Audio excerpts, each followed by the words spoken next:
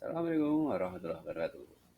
Salam sehat, salam sejahtera, salam bahagia buat kita semuanya. Kabar baik disampaikan dari sini. Mudah-mudahan kalian juga dalam keadaan yang baik, yang prima, yang sehat.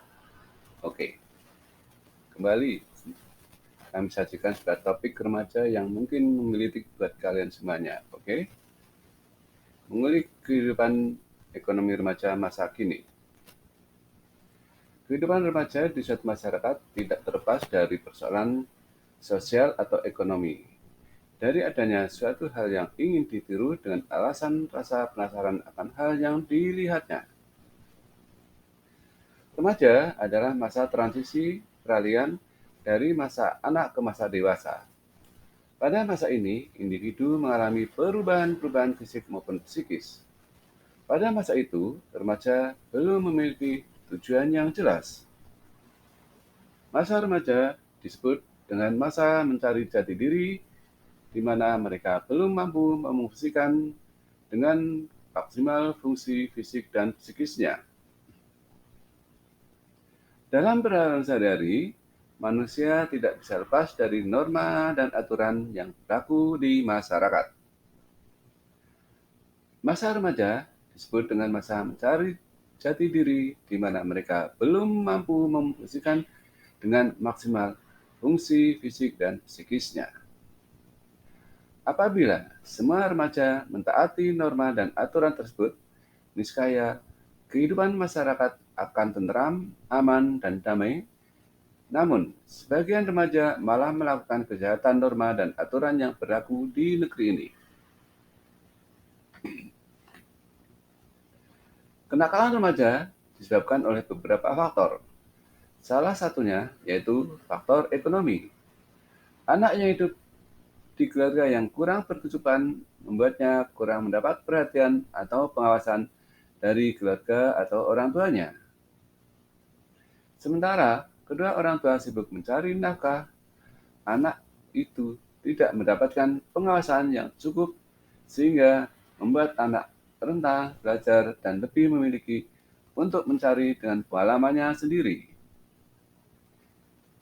Dikarenakan orang tua sibuk mencari nafkah dan tidak memperhatikan anaknya, tentu anak akan lebih agresif. Dia akan sering mencari perhatian orang tuanya dengan melakukan tindakan-tindakan yang ilegal dan sesuai kemauannya sendiri tanpa mempedulikan norma dan aturan yang ada. Remaja yang berasal dari kelas sosial ekonomi yang rendah terkadang juga lebih memilih untuk bergaul dengan gaya yang tidak sesuai dengan keadaannya. Seperti yang kita ketahui, pada saat ini banyak remaja yang selalu mengikuti tren tanpa mempedulikan faktor ekonomi keluarganya. Dikarenakan terkadang banyak remaja yang dibully karena selalu menggunakan barang yang bernilai rendah atau berharga murah. Kasus pembulian sering dijumpai di kalangan remaja. Tuntutan itu membuat anak yang berasal dari keluarga yang sosial ekonominya rendah menjadi lebih semena-mena. Remaja akan melakukan apa saja agar keinginannya terpenuhi tanpa mempedulikan risiko yang akan terjadi nantinya. Tidak hanya dari kalangan sosial ekonomi yang rendah, remaja yang berasal dari tingkat sosial ekonomi yang tinggi atau kelas atas juga rentan melakukan yang namanya kenakalan remaja. Dalam hal ini, remaja sudah terbiasa dengan kehidupan yang mewah sehingga dia akan dengan sangat mudah mendapatkan sesuatu yang dia mau, sehingga terkadang remaja selalu menganggap remeh akan sesuatu. Hal ini sangat tidak baik untuk kehidupannya, karena remaja yang selalu bersikap terlalu manja akan merasa bahwa dirinya adalah segalanya. Dia akan melakukan tindakan semuanya dengan cara apapun. Remaja dari tingkat ekonomi kelas atas cenderung melakukan tindakan yang merendahkan orang di bawahnya. Dia akan selalu berperilaku semena-mena tanpa memberikan sebab atau akibat yang akan dirasakan oleh lawannya. Selain itu, terkadang sering kita jumpai ada beberapa anak dari tingkat ekonomi kelas atas yang sengaja melakukan kenakalan hanya untuk mencari perhatian kedua orang tuanya.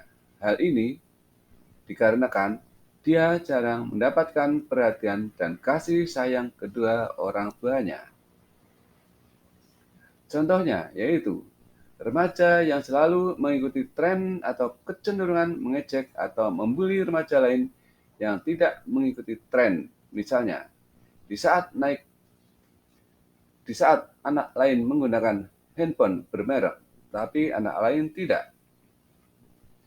Dalam situasi ini, terkadang beberapa remaja cenderung mengejek dan membuli tanpa memedulikan apa yang dirasakan atau apa yang dialami oleh korbannya. Dalam undang-undang sendiri sudah dijelaskan yaitu pada pasal 71 nomor 11 tahun 2012 tentang sistem peradilan pidana anak juga mengatur bagi anak atau remaja melakukan kejahatan karena kenakalan remaja akan dikenakan hukum pidana pada pokok tambahnya.